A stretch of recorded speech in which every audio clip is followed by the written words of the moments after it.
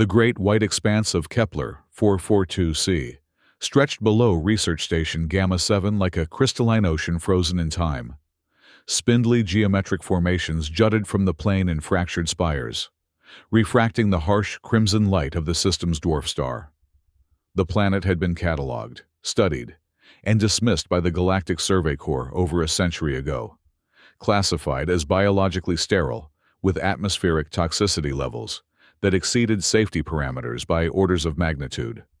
"And here we are," Dr. Xylov Vixarian murmured, 4 slender appendages adjusting the observation deck's magnification. The Zephyrian researchers' translucent skin rippled with shades of analytical blue as they studied the latest sensor readings. 117 cycles of consistent data. No anomalies. No surprises. Perfect confirmation of the initial survey.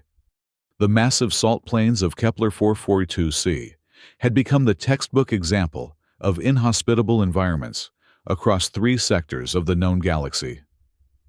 Young xenobiologists from dozens of species studied the world as the benchmark for chemical hostility to organic processes, a place where even the most robust extremophiles would disintegrate within seconds. "Permission to enter the observation deck, lead researcher Vexarian." The voice came from the station's communication system, and Vexarian's skin shifted to a formal purple-gray. "Granted," they responded, turning as the reinforced door slid open with a pneumatic hiss. The human who entered moved with the characteristic blend of confidence and awkwardness that defined their species. Bipedal, pink-hued, and wrapped in the standard blue xenobiology field uniform of the Galactic Council. Her dark hair was pulled back in what humans called a ponytail, and her eyes, an unusual amber color, scanned the observation deck with unconcealed curiosity. "Dr. Mara Kowalski, reporting for duty as ordered by Council Directive 947X, she said, offering the traditional open palm greeting of scientific colleagues. Xenobiologist, Class 3, specialized in extremophile biochemistry and adaptation mechanisms. Vexarian's skin flickered briefly with yellow surprise before settling back to formal purple. "We were not expecting a human addition to our research team," they said, returning the greeting with a careful touch of appendages to her palm. "Especially not for a confirmed sterile world survey." Mara's expression remained neutral, but her posture straightened, almost imperceptibly. "The Council felt that my specialized background might offer alternative perspectives," she replied. "I have studied the hypersaline extremophiles of Europa and the pressure-adapted organisms of Venus's deep atmosphere. Both were considered sterile environments before detailed analysis. Neither remotely approaches the hostility of Kepler 442c." Came another voice from across the observation deck. A rippling mass of aquamarine tendrils undulated toward them, each movement producing a faint, harmonic tone. Dr. Thrum, the station's aquatic environment specialist, extended a formal greeting appendage. The crystalline salt formations contain sodium chloride concentrations exceeding 40%, atmospheric corrosivity that degrades standard polymers within minutes, and surface temperatures that fluctuate between extremes on a diurnal cycle. Mara nodded respectfully to the harmonic researcher. "I've reviewed all the data, Dr. Thrum. The conditions are certainly extreme, but in my experience, life finds unexpected pathways." Vexarian's skin rippled with diplomatic yellow-green. "We welcome fresh perspectives, of course, but Station Gamma 7 has maintained orbital survey of Kepler 442c for 17 cycles. Our instruments are calibrated to detect the faintest traces of metabolic activity. Nothing has registered beyond background radiation and expected geological processes. Which is precisely why I've requested permission for a surface expedition," Mara said, producing a data tablet from her uniform pocket. She activated it with a swipe of her finger, projecting a holographic display of modified environmental suit schematics. "I've designed adaptations to the Standard Council xenobiology suit that should withstand the corrosive atmosphere for approximately 6 hours. enough time for direct observation and sample collection. The observation deck fell silent. Thrum's tendrils stilled, their harmonic tones silenced. Vexarian's skin blanched to stark white. "A surface expedition," Vexarian finally managed. "No sentient being has set foot on Kepler 442c in over a century. The risks are calculable," Mara interrupted, "and worth taking if there's even a remote possibility of discovering novel extremophile adaptations. The Council has already approved the expedition, conditional on your station's cooperation." She handed the tablet to Vexarian, who took it with evident reluctance. "Council authorization code appears valid," they admitted after examining the document. "But as lead researcher of Station Gamma 7, I must register my formal concern." "Noted," Mara said with a slight smile. "And expected. I'll require access to your shuttle bay facilities to prepare my equipment. The expedition is scheduled to commence in 36 standard hours." As she turned to leave, Vexarian's voice stopped her. "Dr. Kowalski," they said, skin now rippling with concerned indigo. "May I ask why you're so convinced there might be life on a world that has been thoroughly proven sterile?" Mara paused at the doorway, her amber eyes reflecting the crimson light of Kepler 442c below. "Because," she said quietly, "the history of science is written by those willing to look where others have stopped looking." The shuttle bay buzzed with activity as Station Gamma 7's technical crew assisted, albeit reluctantly, with Mara's preparations. Her modified environmental suit hung in a sealed preparation chamber, its exterior coated with a specialized polymer designed to resist the corrosive atmosphere of Kepler 442c. The standard life support systems had been reinforced, backup systems installed, and specialized sensor equipment integrated into the gloves and helmet. "The polymer coating will begin to degrade after approximately 5 hours and 27 minutes, explained the station's safety officer. A methane-breathing Tundari, whose environment suit wasn't dissimilar to what Mara would wear on the surface. "At that point, you will have precisely 33 minutes to return to the shuttle before critical failure becomes probable." "Understood," Mara said, running final diagnostics on her equipment. "I've programmed automated recall protocols if my vital signs become unstable, or if the suit integrity falls below safety thresholds." Dr. Thrum undulated nearby, tendrils emitting concerned harmonics. "The Council may have authorized this expedition, Dr. Kowalski, but I feel compelled to ask, what exactly do you expect to find? Our orbital scans have detected no water, no carbon cycles, no energy exchanges consistent with biological processes." Mara looked up from her equipment. "Standard sensors are calibrated for standard life," she replied. "But what if life on Kepler 442c uses fundamentally different processes? Silicon-based rather than carbon, crystalline rather than cellular, operating on timescales so slow that they register as geological rather than biological." "Pure speculation," came Vexarian's voice as they entered the shuttle bay, skin a professional shade of green-blue. "But I suppose that's the nature of your species, persistent even in the face of overwhelming evidence to the contrary." Mara smiled. "It served us well so far." She turned to the shuttle pilot, a stoic Veldari with chitinous exoskeleton and compound eyes that reflected the bay lights like fractured mirrors. "Final checks complete," the pilot reported. "Descent trajectory calculated. Launch window opens in 17 minutes. Mara nodded and began the process of donning her environmental suit. The reinforced material encased her body like a second skin, each seal double-checked by the safety officer. The helmet lowered over her head with a pressurized hiss, and her own breath echoed back to her ears.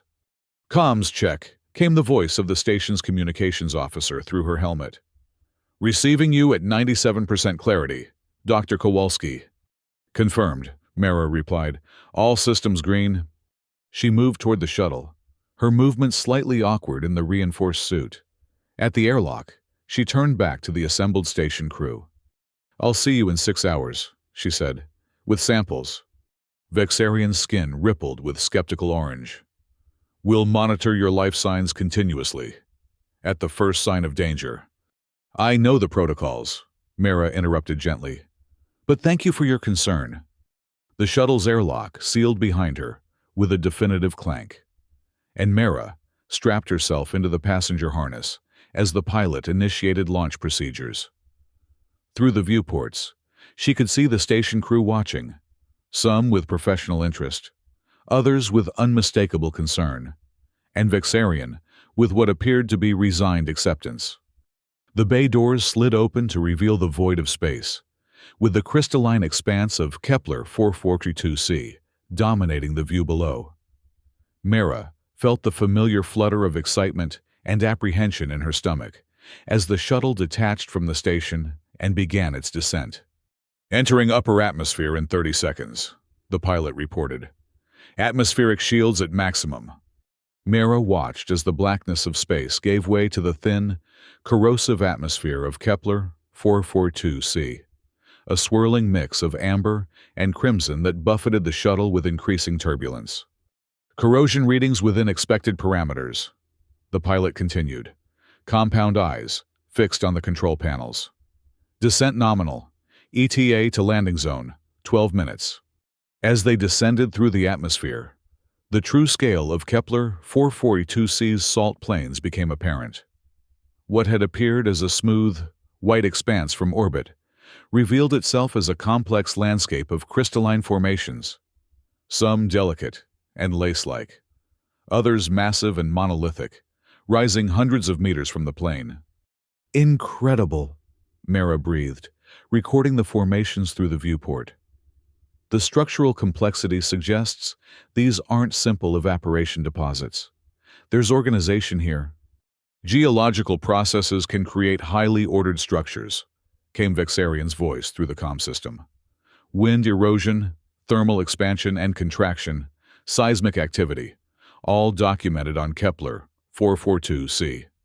"Perhaps," Mara conceded. "But I've never seen geological formations with this level of fractal repetition." The shuttle continued its descent, selecting a relatively flat area between the crystalline spires for landing. As they approached the surface, powerful gusts of wind carried clouds of fine salt crystals that sparkled in the crimson sunlight before pelting the shuttle's hull with a sound like distant gunfire. "Surface winds at 67 kilometers per hour, the pilot reported. "Visibility reduced to 200 meters. Proceeding with instrument landing." The shuttle touched down with a slight jolt, its landing struts adjusting to the uneven surface of compacted salt crystals. External sensors immediately began reporting data back to the shuttle systems, and, by extension, to Station Gamma 7 in orbit. External temperature, minus 27 degrees Celsius. Mara read from her suit's display. Atmospheric pressure, 1.2 standard atmospheres. Wind speed increasing to 72 kilometers per hour. Corrosion index, extreme. You have 5 hours and 50 minutes of safe suit integrity remaining. The station's safety officer reminded her through the comm. The shuttle will maintain position with shields active to minimize corrosion damage. Mara completed her final suit checks and moved toward the airlock. "Initiating surface expedition now," she reported. "Activating external recording devices and sample collection equipment." The airlock cycled, and the outer door opened to reveal the alien landscape of Kepler 442c. Mara took a careful step onto the surface, her boot crunching through a thin crust of salt crystals to the more densely packed layer beneath. "First human footprint on Kepler 442c," she said, unable to keep a note of pride from her voice. "Surface texture is similar to compacted snow, but with significantly higher resistance, like walking on frozen sand." She activated her suit's sensor array, beginning the systematic collection of data. The winds howled around her, carrying stinging particles of salt that pattered against her helmet and suit. The crimson sun hung low on the horizon, casting long shadows from the towering crystalline formations that surrounded the landing site. "Initial readings confirm extreme salinity," she reported, moving carefully away from the shuttle. Sodium chloride dominant, but with significant traces of potassium, magnesium, and calcium compounds. Atmosphere contains high concentrations of chlorine gas and sulfur dioxide, consistent with previous orbital surveys. All expected results, came Vexarian's voice. Nothing to suggest biological activity. Mara continued her methodical survey, collecting surface samples in specialized containers built into her suit's arms and legs. The landscape was eerily beautiful. Endless variations of white and pale yellow crystals refracting the crimson sunlight into prismatic displays that danced across the plain with each gust of wind. Moving to examination of crystalline formations, she reported, approaching one of the smaller structures that rose approximately 3 meters from the surface. Structure appears to be composed of interlocking hexagonal and octagonal crystals with remarkably consistent dimensions. She activated the specialized microscopic imagers built into her gloves, placing her hand against the formation. The enhanced view appeared on her helmet display, magnifying the crystal structure 1,000-fold. And there it was. Station Gamma 7, she said, her voice suddenly tight with controlled excitement. I'm sending you microscopic imaging now. Please confirm receipt and analysis. Within the crystalline lattice, barely visible even at extreme magnification, were structures that defied geological explanation. Microscopic tubular formations embedded within the salt crystals, arranged in patterns that suggested internal organization. Receiving your data, Vexarian replied after a moment, their voice carefully neutral. The structures you're highlighting appear to be microscopic air bubbles or impurities in the crystal formation, common in rapid evaporative processes. Respectfully, I disagree, Mara said, adjusting the imaging parameters. Observe the consistent diameter of the tubular structures. Note the branching patterns and, most significantly, the internal partitioning. These are not air bubbles or impurities. They're microbial colonies embedded within the crystal matrix. She moved to another formation, repeating the imaging process with identical results. Then another, and another, each showing the same microscopic structures with slight variations in distribution and density. I'm detecting extremely low-level metabolic activity, she reported, switching to biochemical sensors. Operating at approximately 1/10,000th the rate of Earth's most dormant extremophiles. No wonder orbital scans missed it. The energy exchange is barely distinguishable from background radiation. That's impossible. Thrum's harmonic voice resonated through the comm. No known biochemical process could function at such rates. No known process, Mara corrected, continuing her survey with growing excitement. But what if these organisms have evolved to incorporate the salt crystals themselves into their cellular structure, using the natural lattice for support and protection, and the piezoelectric properties of certain salts for energy transfer? She collected additional samples, carefully extracting small portions of the crystal formations containing the highest concentration of the tubular structures. Each sample was sealed in preservation containers built into her suit, protected from exposure to station atmosphere upon her return. 4 hours and 37 minutes of safe suit integrity remaining, the safety officer reminded her. You should begin planning your return trajectory. Acknowledged, Mara replied, but I need to extend my survey radius. The microbial density appears to increase with distance from the landing site. I want to follow this gradient. She moved further from the shuttle, navigating between the towering crystal formations. The wind had increased in intensity, reducing visibility and forcing her to rely more heavily on suit sensors than visual observation. I'm detecting electromagnetic anomalies, she reported, studying her sensor readouts with growing fascination. Localized fields that fluctuate in regular patterns, almost like pulses. Likely interaction between the ferrous compounds in the soil and the planet's magnetic field, Vexarian suggested, though there was a new note of uncertainty in their voice. The pattern is too regular for natural fluctuation, Mara countered. And it's moving. The sensor readouts showed a distinct electromagnetic signature, approximately 50 meters ahead of her position, moving slowly across the salt plain in what appeared to be a deliberate pattern, back and forth, like a search grid. I'm going to investigate closer, she decided, adjusting her course to intercept the anomaly. Dr. Kowalski. Vexarian's voice had shifted to concerned indigo tones. I must advise against pursuing unidentified phenomena. Your primary objective of sample collection has been achieved. With respect, lead researcher, Mara replied, continuing her approach. My primary objective is to determine if life exists on Kepler 442c. I've confirmed microbial life, but this electromagnetic signature suggests something far more complex. As she moved closer to the source of the anomaly, the ground beneath her feet began to vibrate subtly.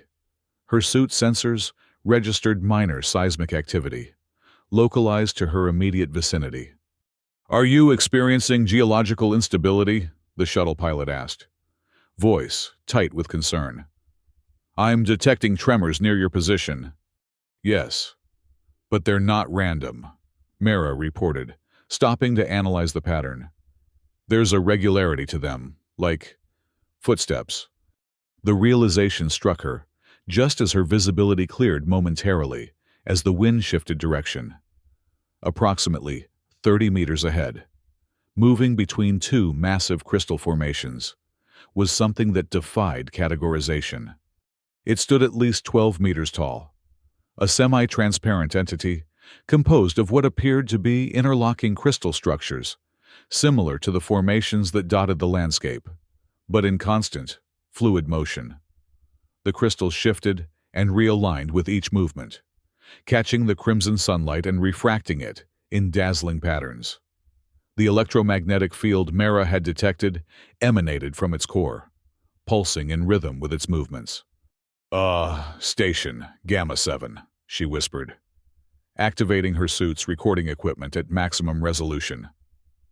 I have visual confirmation of a macroscopic entity, approximately 12 meters in height, crystalline in composition, with controlled locomotive capabilities and electromagnetic field generation. The comm system erupted with voices, Vexarian demanding clarification, Thrum emitting discordant harmonics of disbelief, the safety officer ordering immediate return to the shuttle. Mara ignored them all, transfixed by the creature before her.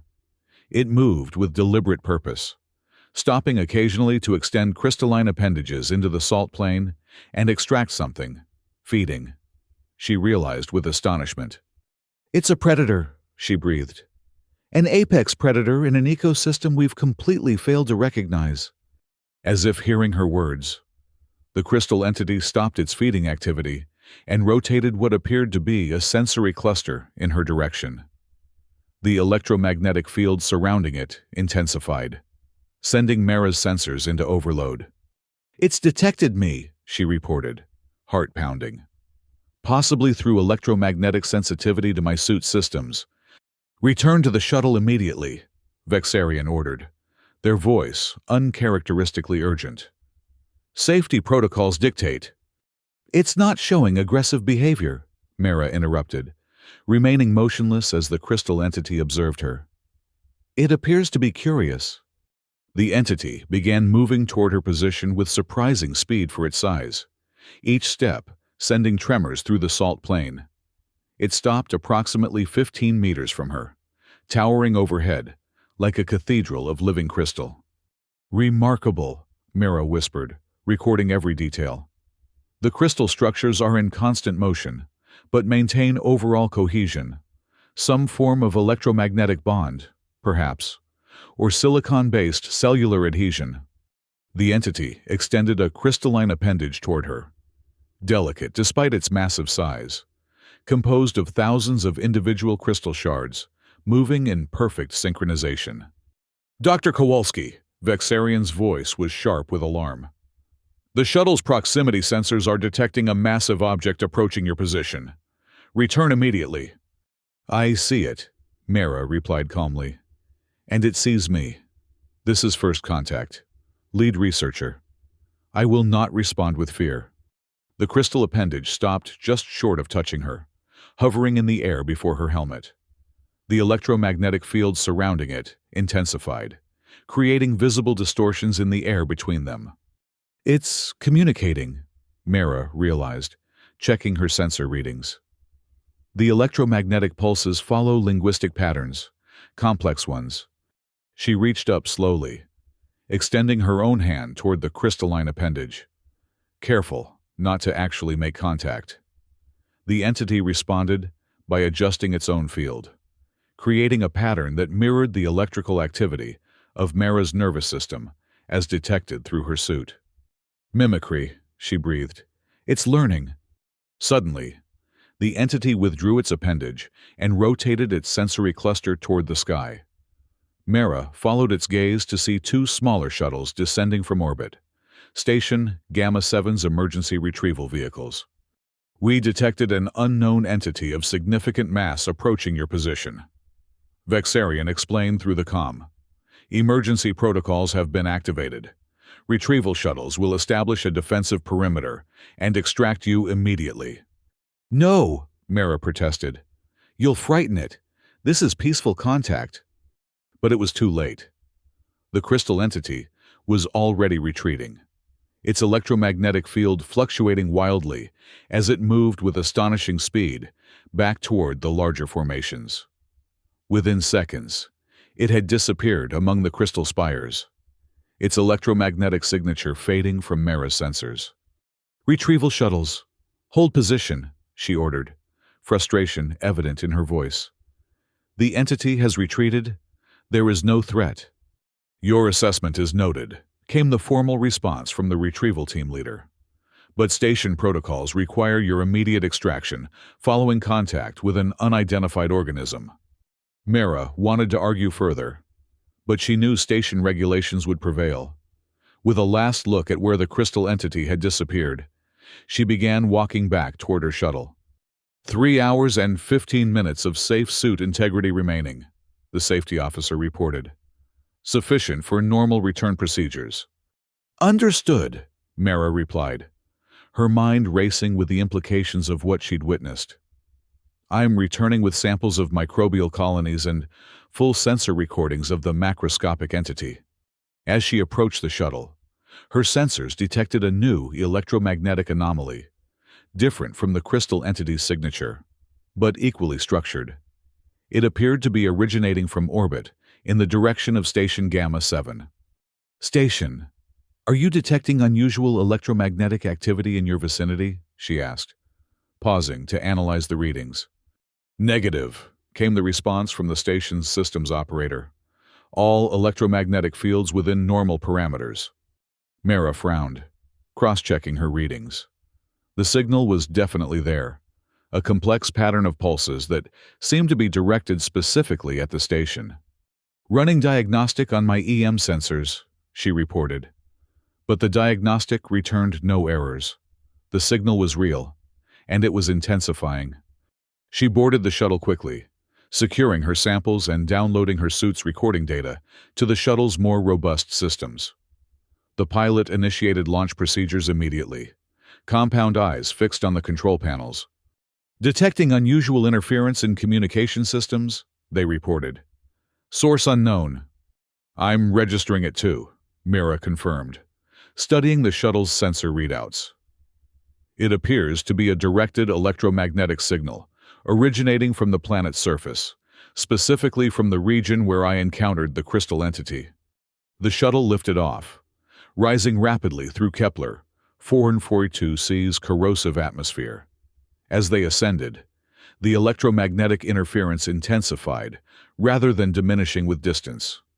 Station Gamma-7, prepare for possible communications disruption upon our arrival, Mara warned.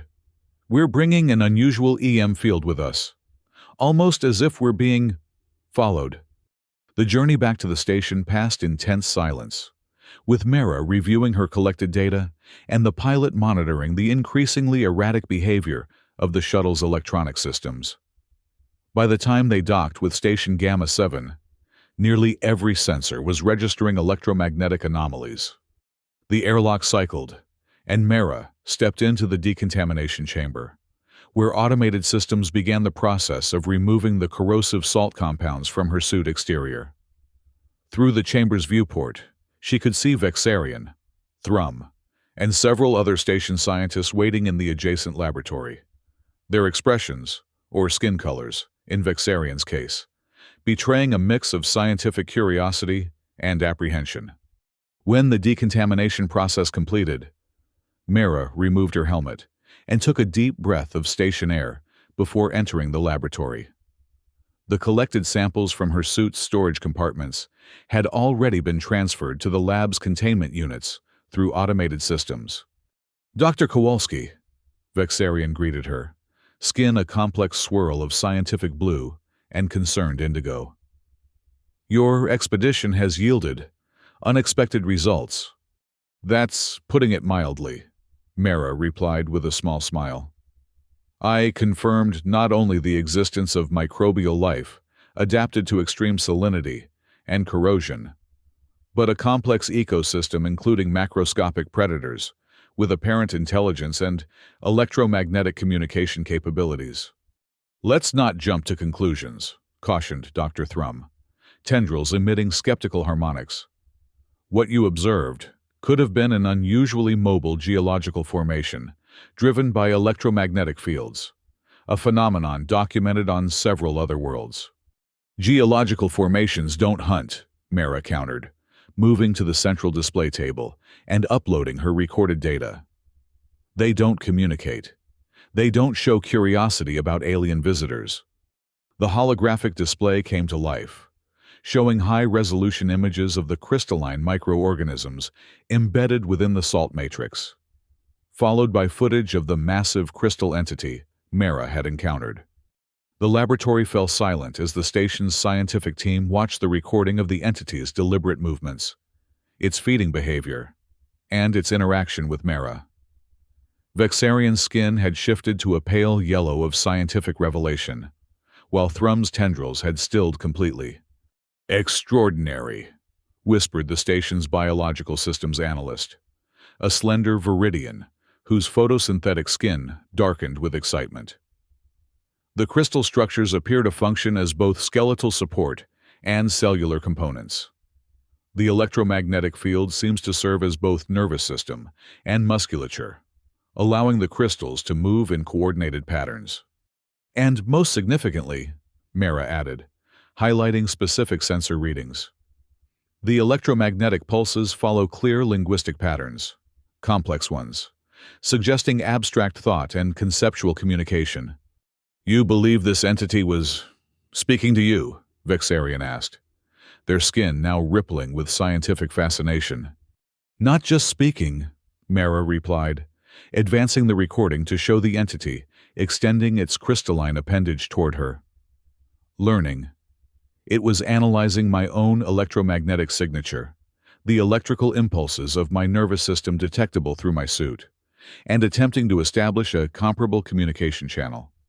If confirmed, this would constitute a Class 1 discovery event," the station's protocol officer noted, already preparing the necessary documentation. "The first indigenous intelligent species discovered in this sector in over 30 cycles. But how could we have missed this?" Thrum's harmonics conveyed profound confusion. 17 cycles of continuous observation, and not a single indication of macroscopic life forms. "Because we were looking for what we expected to find," Mara explained, bringing up orbital scan data. "Our sensors are calibrated for water-based life, carbon cycle metabolic processes, and biochemical energy exchange. These entities are silicon-based, with crystal structures that mimic cellular organization. They use electromagnetic fields for both internal cohesion and external manipulation. Their metabolic processes operate at rates so slow that they register as geological rather than biological." She switched to real-time readings from the station's external sensors. "And, most importantly," she continued, "they appear to be capable of electromagnetic camouflage. Notice how the entity effectively disappeared from my sensors once it retreated? It wasn't just physical concealment. It was actively suppressing its electromagnetic signature, which would explain why orbital scans never detected them, Vexarian concluded, skin flushing with realization. If they can control their electromagnetic emissions, they could appear identical to background radiation patterns. Precisely, Mara nodded. We weren't seeing what was there because we didn't know what to look for. She moved to the containment units where her samples were being analyzed by automated systems. The microbial colonies show similar properties at a much simpler level, she explained. They incorporate salt crystals into their cellular structure, using the natural piezoelectric properties for energy transfer. They operate on a metabolic timescale thousands of times slower than Earth extremophiles, allowing them to survive in conditions we considered impossible for organic processes. The laboratory's central alarm suddenly chimed, drawing everyone's attention to the main sensor display. Vexarian moved quickly to the console, skin shifting to alert orange. We're detecting unusual electromagnetic activity around the station's hull, they reported, manipulating the controls to enhance the readings. Pattern consistent with what Dr. Kowalski recorded on the surface. They followed us, Mara breathed, moving to join Vexarian at the console. Or, more accurately, they followed their electromagnetic signatures. The display showed multiple distinct energy patterns surrounding Station Gamma 7, moving in what appeared to be coordinated formations. Station shields at maximum, announced the security officer over the internal communication system. All non-essential systems powering down to minimize electromagnetic emissions. No, Mara protested. They're not attacking, they're investigating. This is their first contact with off-world entities. They're curious, just as we are. She turned to Vexarian, her expression intense. We need to communicate, not hide. This is a historic opportunity. Vexarian's skin rippled with conflict, shifting between cautious orange and scientific blue. Finally, they nodded. Proceed, Dr. Kowalski, but with extreme caution. Mara moved to the external communications array, bypassing the standard protocols to access the raw electromagnetic transmission systems. I'm going to attempt to replicate the patterns I observed during my surface encounter, she explained, programming the array to generate specific electromagnetic pulses. A simple repeating sequence to establish basic communication. The system activated, sending Mara's programmed pulses into the space surrounding the station. For several tense moments, there was no response. Then, suddenly, the external entities changed their movement patterns, clustering near the communications array and emitting synchronized pulses in response. They're answering, Mara said, her voice barely above a whisper. Pattern matching with variations. They're demonstrating understanding and adding new information. Can you interpret what they're communicating? Vexarian asked, joining her at the console. Not yet, Mara admitted. But the mathematical structure suggests a numeric system based on crystalline geometry, octal rather than decimal or binary. I can establish basic conceptual exchange with time. For the next several hours, Mara worked tirelessly at the communications array, establishing increasingly complex exchanges with the crystal entities surrounding the station. The station's linguistic specialists joined her efforts, applying advanced algorithms to detect patterns and potential meanings within the electromagnetic language. They appear to be a collective intelligence, reported the senior linguistic analyst, a Novan with enhanced neural processing capabilities. Individual entities with shared consciousness through electromagnetic fields. Their language reflects this. Concepts of self and other are fluid, context-dependent. And they've been aware of us for cycles, Mara added, reviewing the accumulated data. Watching, learning, remaining hidden until they detected a pattern they recognized as potential communication. My interaction with the surface entity. Vexarian's skin had settled into a deep, thoughtful blue. The implications are profound, Not only have we discovered an entirely new form of life, but an intelligent species with technological capabilities we haven't begun to understand. And spatial travel capabilities, Thrum added, tendrils creating harmonics of astonishment. The entities surrounding the station are clearly the same species as what Dr. Kowalski encountered on the surface. Yet, they've traversed the vacuum of space without any visible propulsion or containment technology. They're electromagnetic fields, Mara theorized, studying the sensor readings. If they can manipulate electromagnetic energy with sufficient precision, they could potentially generate propulsion through interaction with the planet's magnetic field and solar wind. They wouldn't need conventional spacecraft. They are the spacecraft. The central communications console chimed, indicating a new and more complex pattern from the crystal entities. Mara studied it intently, collaborating with the linguistic team to decipher its meaning. "I believe," she said slowly, "they're requesting formal recognition. They understand we represent a larger collective, the Galactic Council, and they're asking to be acknowledged as a sentient species with sovereign rights to Kepler 442c. Vexarian's skin rippled with diplomatic purple. That would require a full council review and assessment. The process could take cycles. But we can initiate it, Mara pointed out. As a certified xenobiological survey team, we have the authority to file a preliminary recognition report. She turned to the assembled scientific team, her expression serious, but eyes bright with excitement. We came to Kepler 442c, expecting to confirm a century-old assessment of a sterile world. Instead, we've discovered not only life, but intelligent life, a species that has evolved so differently from any known form that it remained invisible to our observations for 17 cycles. This isn't just a discovery. It's a revelation that will force us to reconsider our fundamental understanding of what life is and how it can adapt. Vexarian's skin shifted to formal ceremonial gold. As lead researcher of Station Gamma 7, I hereby officially record the discovery of indigenous intelligent life on Kepler 442c. To be designated according to Council taxonomy protocols, following full assessment. Initial contact established by Dr. Mara Kowalski, xenobiologist, through direct surface expedition. They turned to the communications officer. Prepare a priority transmission to Galactic Council headquarters. Classification: First Contact Protocol, Priority 1. As the station buzzed with activity, reports being compiled, data being analyzed, communication exchanges continuing, Mara returned to the observation deck. Through the reinforced viewport, she could see the crystalline entities surrounding the station, their electromagnetic patterns creating a dance of energy that was both alien and beautiful. One entity moved closer to the viewport, its crystal structure refracting the light of Kepler 442c's crimson sun into prismatic patterns across the observation deck.